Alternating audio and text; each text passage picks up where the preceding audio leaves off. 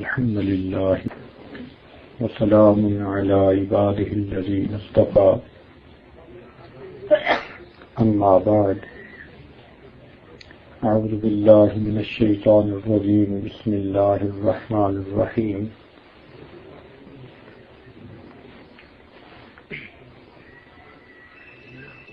وذروا ظاهر الإثم وباطنه وقال الله تعالى في مقام آخر يا أيها الناس إنما بغيكم على أنفسكم وقال الله تعالى في مقام آخر من يعمل سوءا يجز به سبحان ربك رب العزة عما يصفون وسلام على المرسلين والحمد لله رب العالمين اللهم صل على سيدنا محمد وعلى آل سيدنا محمد وبارك وسلم اللهم صل على سيدنا محمد وعلى آل سيدنا محمد وبارك وسلم اللهم صل على سيدنا محمد وعلى آل سيدنا محمد وبارك وسلم وذروا ظاہر الاسم وباطنہ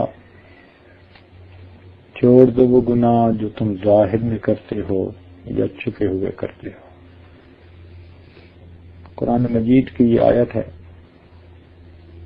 ہمارے لیے پروردگار کا حکم ہے، رولنگ ہے۔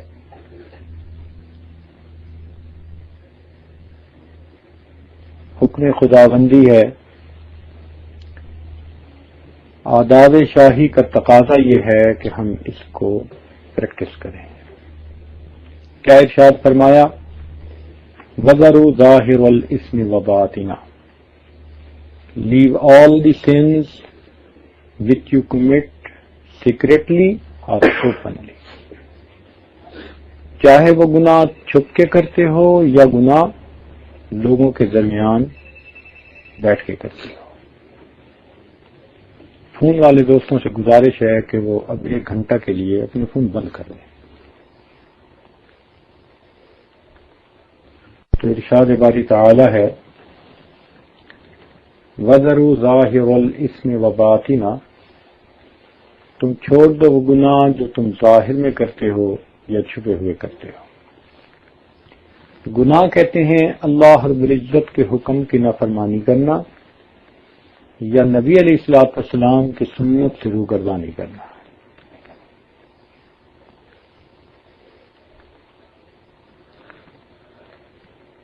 گناہ کی ابتدا کچے دھاگے کی طرح کمزور ہوتی ہے اور گناہ کی انتہا جہاز کے لنگر کی طرح مضبوط ہوتی ہے۔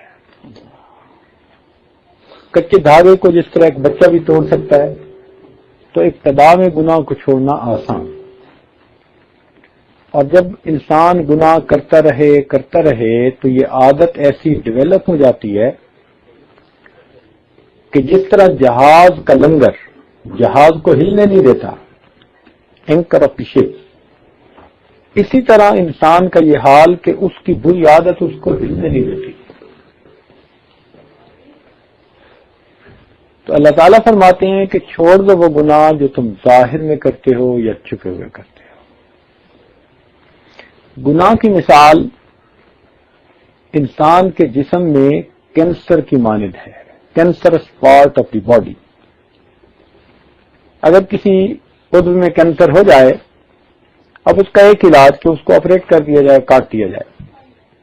اگر نہیں کاٹیں گے تو یہ کینسر بڑھتا چلا جائے گا حتیٰ کہ انسان اپنی جان سے ہاتھ دھو بیٹھے گا۔ یہی حال گناہ کا، کہ گناہ کا ایک علاج کہ اسے چھوڑ دیا جائے۔ اگر انسان نہیں چھوڑے گا تو یہ گناہ بڑھتا چلا جائے گا حتیٰ کہ انسان بس اوقات ایمان سے بھی ہاتھ دھو بیٹھے۔ ہر چیز کے اثرات ہوتے ہیں، گناہوں کے بھی اثرات ہوتے ہیں۔ گناہوں کی تاثیر یہ ہے کہ انسان کتنی کامیابی سے گناہ کیوں نہ کرے، اس کا دل پریشان رہتا ہے. اس کو کوئی پوچھنے والا نہیں، کوئی اسے ٹوکنے والا نہیں، کوئی کہنے والا نہیں، اس کا دل پریشان رہے گا، اس کو سکون نہیں ہوگا. یہ گناہ کی تاثیر ہے. جہاں گناہ ہوگا وہیں دل کا اطمینان ختم ہوگا. یہ عجیب بات ہے.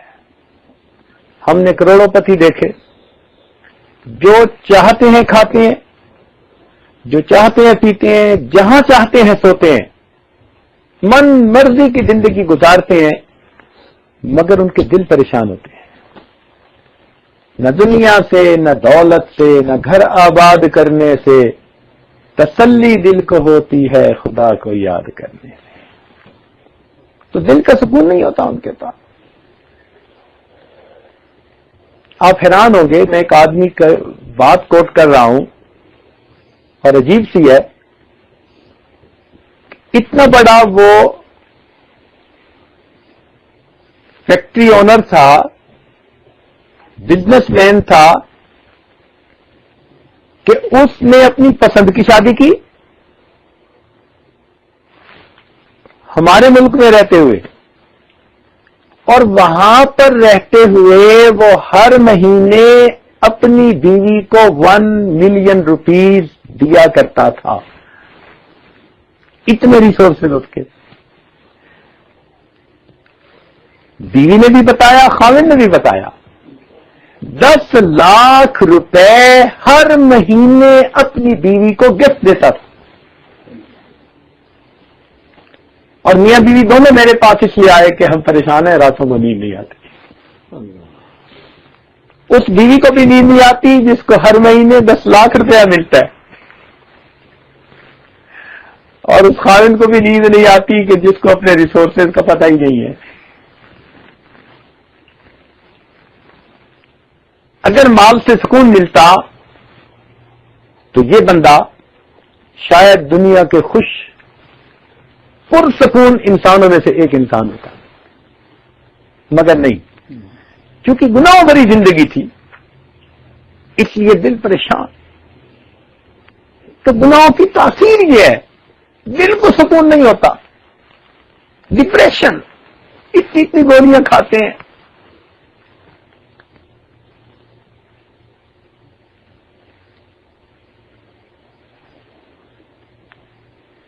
ایک ہی حل ہے دل کے سکون حاصل کرنے کا کہ انسان گناہوں کو چھوڑے اور نیکی پر زندگی گزارے. آپ نے بڑے ہوٹلوں میں دیکھا بوفے سسٹم کھانے کا ہوتا ہے نا، کھانا پکا کے رکھ دیتے ہیں، ہر بندہ ضرورت کے مطابق لے کے بیٹھ کے کھا لیتا ہے، مگر ہر کھانے کی ٹرے کے نیچے وہ ایک کینڈل جلا دیتے ہیں، ہیٹ سورس. پوچھے نا بھائی کیوں ایسا کیا؟ وہ کہتے ہیں کھانا 2-4 گھنٹے گرم رہتا ہے. یہ گناہوں کی مثال اس کینڈل کی مانند ہے. جتنے گناہ کرتے ہیں ہم یوں سمجھیں کہ اتنی بڑی کینڈل اپنی لائف میں جلاتے ہیں، اور وہ ہیٹ ہمیں پریشان رکھتی ہے. کبھی اللہ تعالیٰ اس بندے کے بیٹی کو اس کے لیے ہیٹ سورس بنا دیتے ہیں، کبھی بیٹے کو، کبھی بیوی کو، کبھی اپنی صحت کو، کبھی اپنے بزنس کو، کہیں نہ کہیں سے اس کو ہیٹ ملتی رہتی ہے. پریشان. ایک پریشانی ختم نہیں ہوتی دوسری اوپر سے، وہ ختم نہیں ہوتی تیسری اوپر سے. پریشانیاں ہی جان نہیں چھوڑتی. یہ نہیں ہوتا کہ کھانے پینے کا کچھ نہیں، سب کچھ ہوتا ہے مگر پریشانی ہوتی ہے. اصل وجہ کیا ہوتی ہے؟ اصل وجہ یہ ہوتی ہے کہ انسان گناہ کر رہا ہوتا ہے. چنانچہ ایک تابعی حضرت فضیل اللہ عنہ فرمایا کرتے تھے کہ میں نے جب بھی اپنے اللہ کی نافرمانی کی، اس کے بدلے میں یا میری بیوی نے یا بیٹی نے یا بیٹوں نے، میرے ماتحتوں نے یا میرے نوکروں نے یا میری سواری کے جانوروں میں سے کسی جانور نے ضرور میری نافرمانی کی. یہ دستور ہے. اللہ تعالیٰ کی جو بندہ نافرمانی کرے گا اللہ تعالیٰ اولاد کو نافرمان بنا دے، روتا پھرے گا، وہ جی بچے تو سنتے نہیں، حضرت کچھ پڑھنے کو بتا دیں، اولاد افلاطون بن گئی ہے.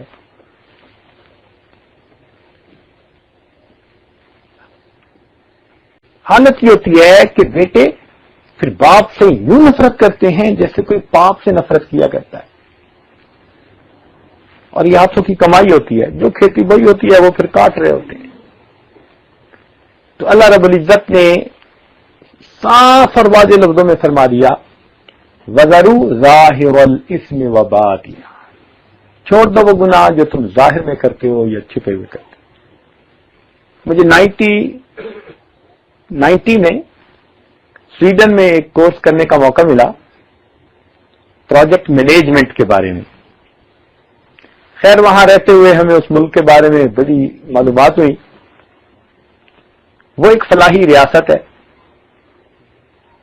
اور امیر ملکوں میں سے ایک ہے.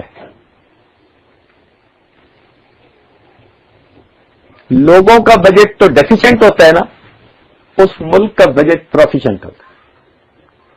یعنی لوگ سوچتے ہیں پیسہ آئے گا کہاں سے اور وہ سوچتے ہیں پیسہ لگائیں گے کہاں پہ. خرچ تھوڑا آمد زیادہ. لہذا وہاں پر جو بھی بندہ ہوتا ہے اس بندے کو تعلیم مفت دی جاتی ہے، اس کو ہر مہینے یا تو جاب ملے گی، اگر جاب نہیں تو پھر اس کو سوشل سیکورٹی کی طرف سے اتنا ملے گا کہ ٹھاٹ کی زندگی گزار سکے. جس کے پاس گھر نہیں اس کو حکومت کی طرف سے گھر الاٹ کیا جائے گا. بیمار ہوگا جتنا مرضی خرچ ہو حکومت اس کا مفت علاج کروائے گی. تو روٹی، کپڑا، مکان، تینوں مسئلے حل. اس کے بعد انسان کی جنسی ضروریات ہیں. اس ملک کو ہی سیکس فری کنٹری کہا جاتا ہے. پوری زندگی بچے کو کہیں یہی نہیں فارم پہ لکھنا پڑتا کہ اس کا باپ کون ہے. کوئی فارم نہیں پورے ملک میں ایسا کہ باپ کا نام بتانا پڑے. اب بتائیے اس کا مطلب ہے ساری ضروریات پوری ہو گئی. اب وہاں کے لوگوں کو بڑا پرسکون ہونا چاہیے نا. لیکن مزے کی بات بتاؤں کہ اس ملک میں خودکشی کرنے کا ریٹ پوری دنیا میں سب سے زیادہ ہے.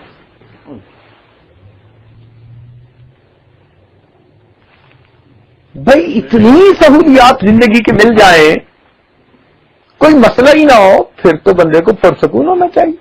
مگر نہیں، خودکشی کرنے کا ریٹ پوری دنیا میں سب سے زیادہ وہاں پر ہے.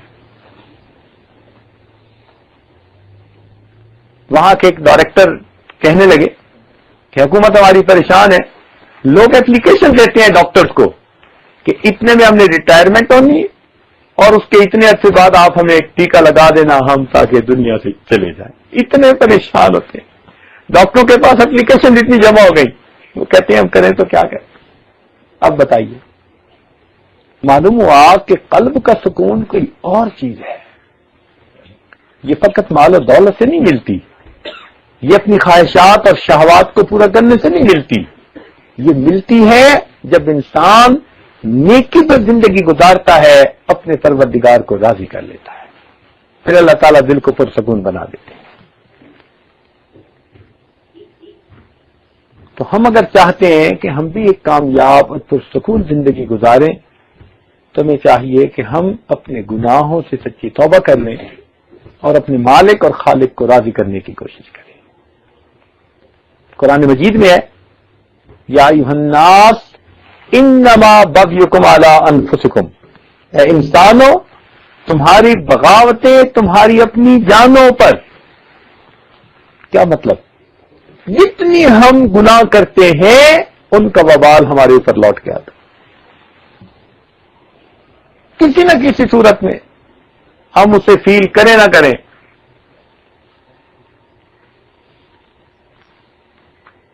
ایک مرتبہ میرے پاس فیصل آباد سے ایک خاتون آئی. گھر والوں نے مجھے پیغام بھیجا، میں اپنے مہمان خانے میں مردوں کے پاس تھا.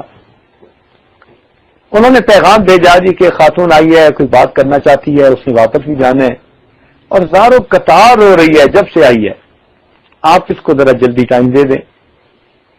تو یہ آج مہمان خانے سے گھر آیا، پردہ تھا، پردے کے پیچھے وہ خاتون بیٹھ گئی، رو رہی تھی اس وقت تک. میں نے اس سے پوچھا کہ بی بی آپ کیوں پریشان ہیں؟ وہ کہنے لگی جی کہ میں پہلے تو اپنے بارے میں کچھ آپ کو بتا دیتی ہوں. میرا خاوند انڈسٹریلسٹ ہے. 7 سال پہلے ہماری شادی ہوئی. محل نما اس نے مکان بنایا ہوا ہے. ہماری اس وقت تک اولاد کوئی نہیں ہوئی، مگر یہ میرا پرابلم نہیں ہے، اس لیے کہ خاوند مجھ سے خوش ہے، میں خاوند سے خوش ہوں، ہم دونوں آپس میں محبتوں بھری زندگی گزار رہے ہیں، تو یہ پرابلم نہیں ہے. اور کہنے لگی گھر کے تمام اخراجات خاوند نے اپنے ذمہ لیے ہوئے ہیں. کچن کا خرچہ، گیس کا خرچہ، بلوں کا خرچہ، ڈرائیوروں کا خرچہ، گاڑیوں کا خرچہ، جتنے گھر کے خرچے ہیں سب میرا خاوند خود ادا کرتا ہے. میرا پرابلم یہ ہے کہ میرا خاوند مجھے میرے ذاتی خرچے کے لیے ہر مہینے 50,000 روپیہ دیتا ہے اور میں پریشان ہوں، میرے خرچے پورے نہیں ہوتے. آج سے 10 سال پہلے کی بات، پاکستان میں جہاں اتنی سستی چیزیں ہیں، جہاں 10 فیملی ممبر لوگ جو ہیں وہ 5,000 تنخواہ پہ گزارا کرتے ہیں، وہ پریشان ہے میرے پرسنل خرچے کے لیے. میرا خاوند ہر مہینے 50,000 روپیز دیتا ہے، میں پریشان ہوں، میرے خرچے پورے نہیں ہوتے، اور اس نے رونا شروع کر دیا. میرے جیسی تو پریشان عورت کوئی ہوگی. خیر ہم نے بھی چند منٹوں سے رونے دیا. جب ذرا محسوس ہوا کہ ماشاءاللہ خاصی دیر اس نے رو لیا، پھر اسے سمجھایا کہ بیوی ذرا بات سنو.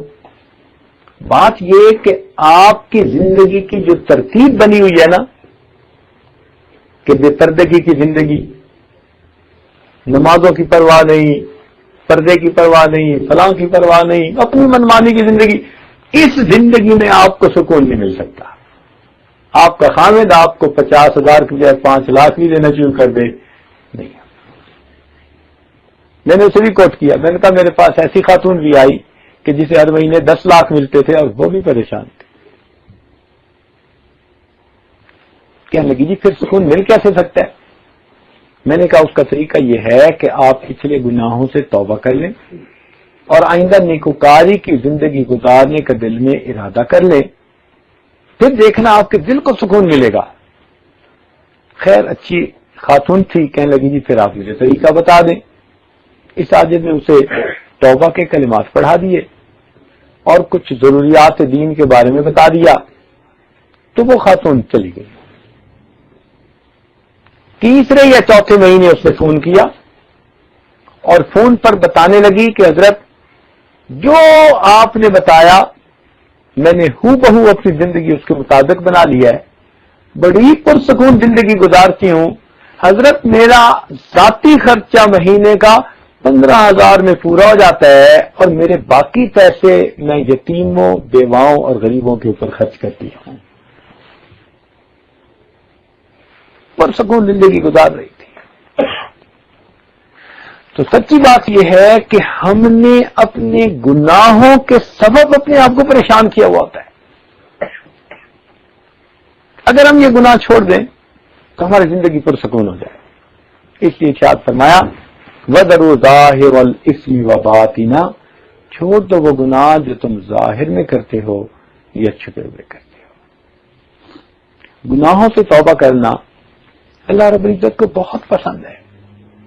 اتنا پسند کہ حدیث پاک میں فرمایا گیا التائب حبیب اللہ، توبہ کرنے والا اللہ کا دوست ہوتا ہے. یعنی جو بندہ گناہوں سے سچی توبہ کر لیتا ہے، پروردگار عالم اس بندے کو اپنے دوستوں میں شامل فرما لیتے ہیں، اپنے دوستوں میں شامل فرما لیتے ہیں. اور اللہ تعالیٰ نے توبہ کا دروازہ ہر وقت کھلا رکھا ہے. اس لیے کھلا رکھا کہ معلوم نہیں میرا کون سا بندہ کس وقت توبہ کرے، ایسا نہ ہو اس کی توبہ کی قبولیت میں دیر ہو جائے. ہر وقت توبہ. ہاں جب انسان کا سانس اکھڑتا ہے نا، موت کے وقت یہ گھنگرو بجتا ہے، اس وقت پھر توبہ کا دروازہ بند ہو جاتا ہے. اس سے پہلے پہلے مہلت ہے. جتنے مرضی گناہ ہو کسی کے پاس، حتیٰ کہ ایک بندہ پیدا ہوا، اس نے ہوش سنبھالا اور گناہ کرنے شروع کیے، ساری زندگی گناہ کرتا رہا، پھر ہی اس کے گناہ تھوڑے ہیں. اللہ رب العزت کی رحمت زیادہ ہے، اگر وہ توبہ کرے گا اللہ تعالیٰ اس کی توبہ کو قبول فرما دے. اور اللہ تعالیٰ کی عادت کوئی نہیں ہے کہ تمہارے 5 چانس ہیں، تمہارے 10 چانس ہیں، تمہارے 100 چانس ہیں، گنتی کوئی نہیں. ایک بندے نے جتنی مرضی گناہ کیے، اگر وہ ڈیسائیڈ کر لیتا ہے کہ اب میں نے توبہ کرنی ہے، اللہ تعالیٰ کے ہاں اس کو آر نہیں دلائی جاتی، کوئی ایج لمٹ بھی نہیں ہے. اچھا 65 سال گناہ کرتے رہے، اب بڈھے ہو کے آئے، 90 سال گناہ کرتے رہے، اب کمر دوری ہو گئی، آنکھ سے دیکھا نہیں جاتا، پاؤں سے چلا نہیں جاتا، اب تمہیں یاد آئی میری عبادت، اب آئے توبہ کرنے؟ نہیں. 90 سال کا بوڑھا جو گھر میں وقت گزارتا ہے تو کوئی اس کی بات ہی نہیں سنتا، جو کھانستا رہتا ہے تو بچے کہتے ہیں کہ ابو آپ کو کیا ہے، ہر وقت کھانستے رہتے ہیں. 2 بندوں میں بیٹھنا اس کے لیے مشکل ہوتا ہے. جو دنیا کی محفلوں کے قابل نہ رہا، اگر وہ بھی اللہ کے حضور چل کے آتا ہے تو پروردگار نہیں فرماتے کہ 100 چوہے کھا کے بلی حج کو چل لی. نہیں، اللہ کے ہاں دستور یہ ہے اپنی موت سے پہلے پہلے جو میرے گھر کی طرف چل کے آئے گا میں پروردگار اس کی توبہ کو قبول کر لوں گا. کوئی گناہوں کی لمٹ نہیں ہے، تم نے اتنے کیے، تم نے اتنے کیے، تم نے اتنے کیے، نہیں. جتنے بھی گناہ کیے پروردگار یاد نہیں دلاتے. لوگوں کا تو یہ ہوتا ہے نا کہ کسی بندے سے ناراضگی ہے، سلو کرنے جاؤ، وہ آگے سے سب باتیں یاد دلائے گا، دیکھ میں نے یہ تیرے ساتھ بھلا کیا، یہ بھلا کیا، یہ بھلا کیا. اللہ تعالیٰ کے ہاں یہ یاد دہانی بھی نہیں. بندہ آتا ہے، توبہ کرتا ہے، اللہ رب العزت اس کی توبہ کو قبول فرما لیتے ہیں. وہ مالک کتنا قریب ہے، وہ مالک اپنے بندوں پہ کتنا مہربان ہے. بلکہ دنیا والوں سے ایک دفعہ مانگو کوئی چیز تو وہ دے دیں گے، دوسری دفعہ مانگو تو آگے سے موڈ بنائیں گے، اور تیسری دفعہ ملنا چھوڑ دیں گے، اور چوتھی دفعہ زبان سے کہہ دیں گے بھائی آپ کو مزید تعلق رکھنے کی ضرورت نہیں، ہر وقت مانگتے ہی رہتے ہیں. تو دنیا کا یہ حال کہ چند دفعہ مانگو تو تعلق توڑ لیتے ہیں، اور اللہ رب العزت کا یہ معاملہ ایک دفعہ مانگو وہ دیتا ہے، دوسری دفعہ مانگو وہ دیتا ہے، تیسری دفعہ ہر بار مانگو، بار بار مانگو، جتنی بار مانگو گے اتنی بار اللہ تعالیٰ عطا فرماتے ہیں. بلکہ جو بندہ ہر چیز اللہ سے مانگے، ہر حال میں اللہ سے مانگے، اللہ رب العزت اسے اپنے اولیاء میں شامل فرما لیتے ہیں. فرماتے ہیں یہ تو کسی اور سے مانگتا ہی نہیں، صرف مجھ ہی سے مانگتا ہے، اس لیے یہ میرے دوستوں میں شامل ہوتا ہے. اللہ رب العزت تو اتنا دیتے ہیں، اتنا دیتے ہیں. ہمیں چاہیے ہم اپنے گناہوں سے توبہ کر کے اپنے رب کو منانے کی کوشش کریں. سب سے آسان کام دنیا میں اگر کوئی ہے نا تو وہ رب کو منانا ہے، سب کو آسان. میں نے ایک مرتبہ ایک بچیوں کا مدرسہ تھا، بخاری شریف کی تعلیم یافتہ بچیاں تھیں، ان کا وائوا لے رہا تھا، انٹرویو لے رہا تھا. میں نے ایک کوشچن ان سے پوچھا کہ یہ بتاؤ کہ دنیا میں کس کو منانا سب سے آسان کام ہے. جب میں نے یہ پوچھا تو ایک بچی نے جواب دیا جی ماں کو منانا سب سے آسان. میں نے پوچھا وہ کیوں؟ کہنے لگے جی اس لیے کہ ماں کے دل میں اللہ نے محبت ہی ایسی ڈال دی ہے اولاد کی کہ اس کو منانا سب سے آسان. میں نے کہا کوئی اور اس کی دلیل دو.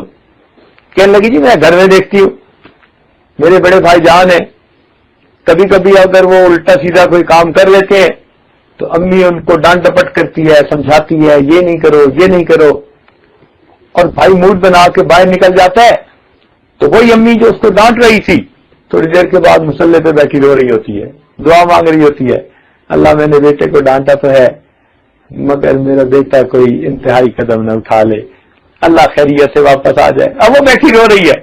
میں کہتی امی رو کیوں رہی ہو؟ کہتی ہے بیٹی ڈانٹا تو اس لیے کہ سمجھانا تھا. مگر میں چاہتی ہوں کہ بیٹا جلدی آ جائے، میں اسے دیکھوں. اور اگر بیٹا رات تک نہیں آتا، گھر کے سارے لوگ کھانا کھا لیں گے، امی کھانا نہیں کھائے گی کہ میرا بیٹا اب گھر سے باہر ہے، پتہ نہیں اس نے کھایا یا نہیں، وہ آئے گا تو میں کھانا کھاؤں گی. پھر نیند کا وقت ہوتا ہے تو سارے لوگ سو جاتے ہیں، امی نہیں سوتی، کیروٹیں بدلتی رہتی ہے، آنکھیں نیند سے بوجھل ہوتی ہیں، جاگتی رہتی ہے کہ بیٹا آئے گا تو میں اسے کھانا دوں گی. ایسا نہ ہو کہ میرے بیٹے کو دروازے کے باہر انتظار میں کھڑا ہونا پڑے. اور بیٹا آتا ہے اور آ کے اپنے کمرے میں گھس جاتا ہے، امی میرے پاس آتی ہے، کہتی ہے بیٹی وہ اپنے کمرے میں چلا گیا، تم ذرا کھانا بنا کے اپنے بھائی کو دے تو صحیح. میں کہتی امی اس نے کمرہ بند کر لیا، اب وہ کہاں کھولے گا، اچھا صبح دے دیں گے. نہیں بیٹی اس کو بھوک لگی ہوگی، کیسے مجھے نیند آئے گی اگر میرا بیٹا بھوکا ہے.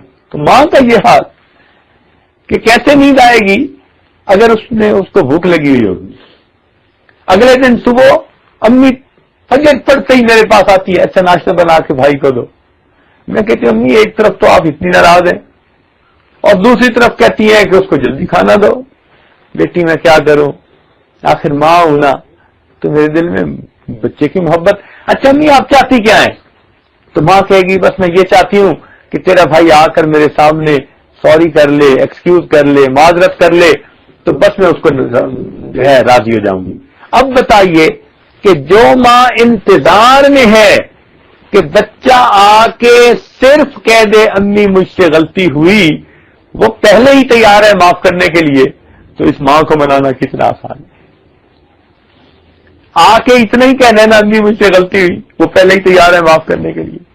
اور میں نے کہا کہ اچھا اگر اتنی ماں ناراض ہے کہ اس کے سوری کرنے پر بھی معاف نہیں کرتی، پھر کہنے لگی جی اگر بھائی آ جائے معافی مانگ لے اور امی پھر بھی معاف نہ کرے، تو اگر بھائی امی کے پاؤں پکڑ لینا تو یہ تو ہو ہی نہیں سکتا امی معاف نہ کرے، اسی وقت میلٹ ہو جائے گی اور ماں معاف کر دے گی.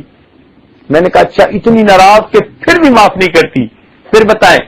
کہنے لگے جی اگر اتنی امی ناراض ہو کہ پاؤں پکڑنے پہ بھی نہیں مانی، تو اگر بھائی معافی مانگتے ہوئے اس کی آنکھوں سے آنسو نکل آئے، امی کبھی برداشت نہیں کر سکتی، اسی وقت اپنا دوپٹہ لے گی اور بھائی کے آنسو پوچھے گی، کہے گی بیٹا رو نہیں، چل میں نے تجھے معاف کر دی. تو معلوم ہوا کہ ماں کو اتنی محبت ہوتی ہے، ایک آنسو اگر بیٹے کی آنکھ سے ٹپکے تو ماں کا دل پسیج جاتا ہے، جتنی ناراض ہو وہ معاف کر دیتی ہے. یہ ماں کی ممتا بھی عجیب چیز ہوتی ہے، عجیب چیز ہوتی ہے. اللہ اکبر، اللہ اکبر. میں آپ کو ایک سچا واقعہ سناؤں، قریب کے شہر کا واقعہ ہے، دیہات کا واقعہ ہے. ایک نوجوان تھا، دیہات کا رہنے والا، اللہ کی شان دیکھیں، پڑھ لکھ گیا، اچھی نوکری مل گئی انجینئر کی.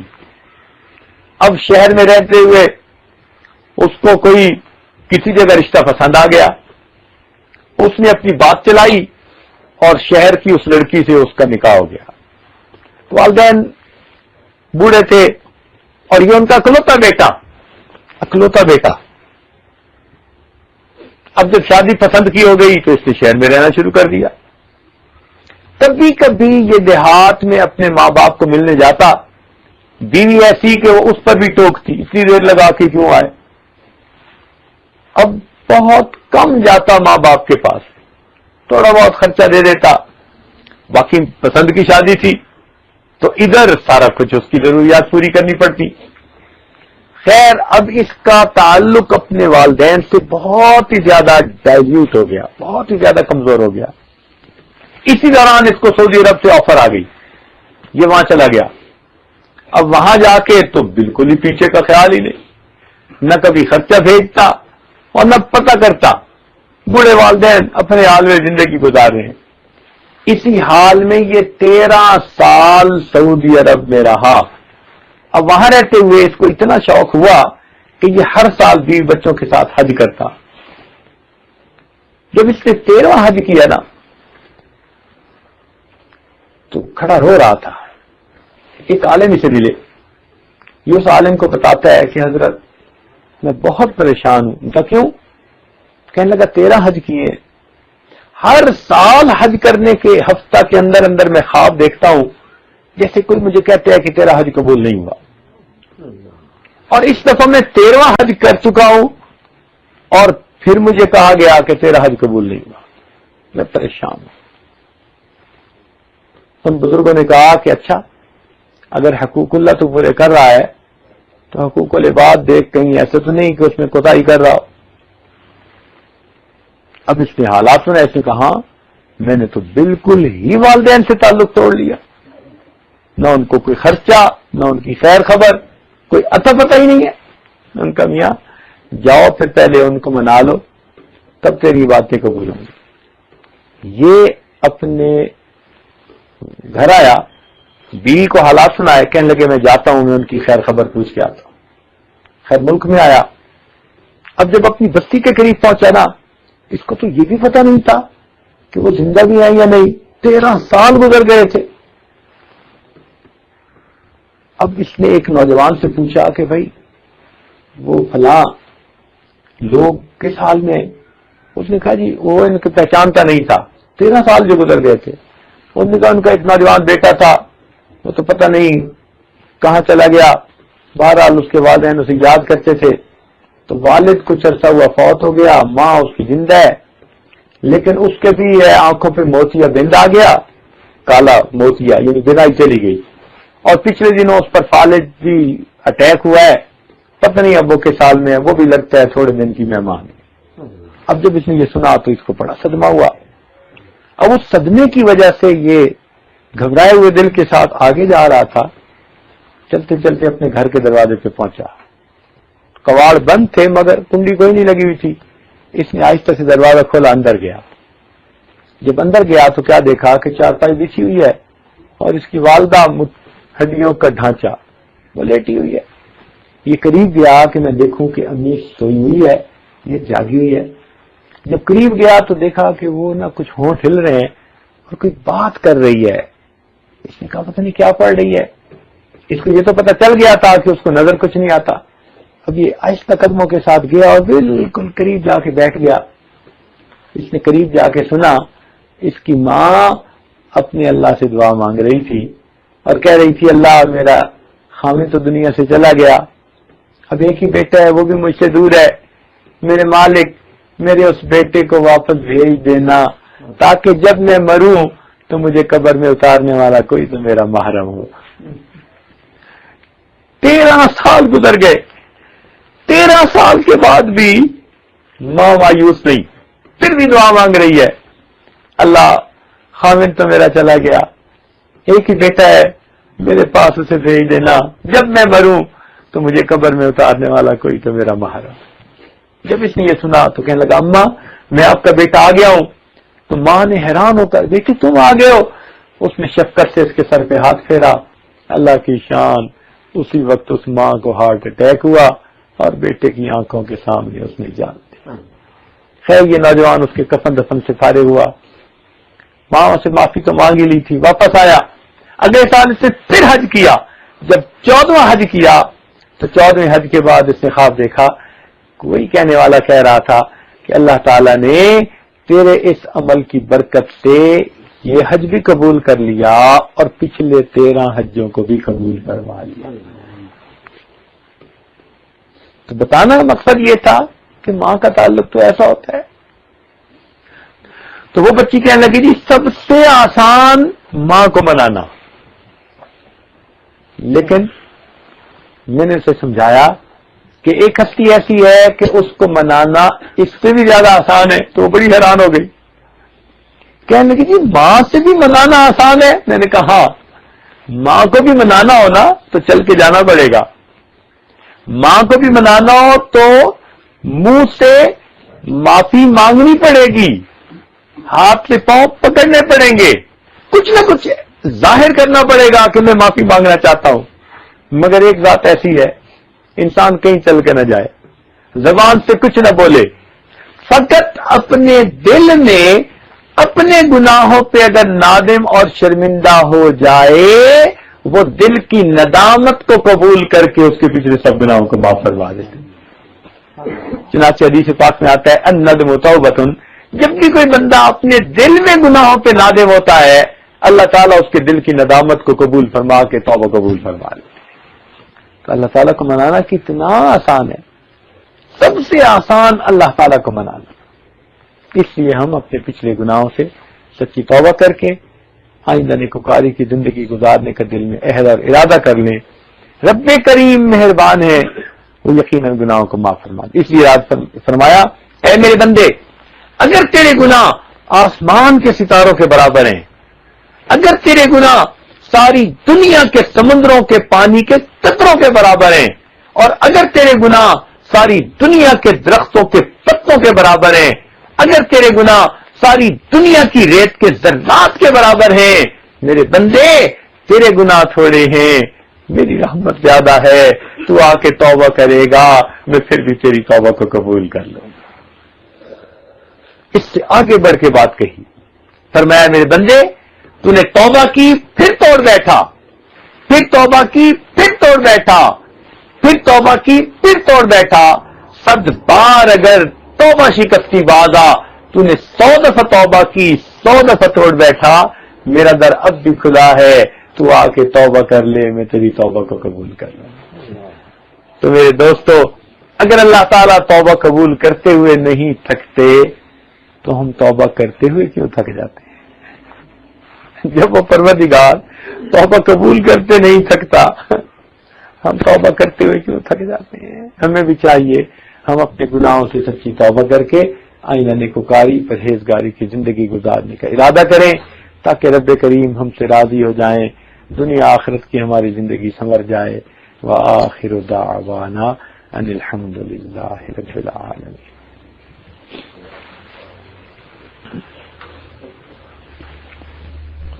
مراقبہ کر لیں گے، اپنے دل میں اللہ کو یاد کر لیں گے.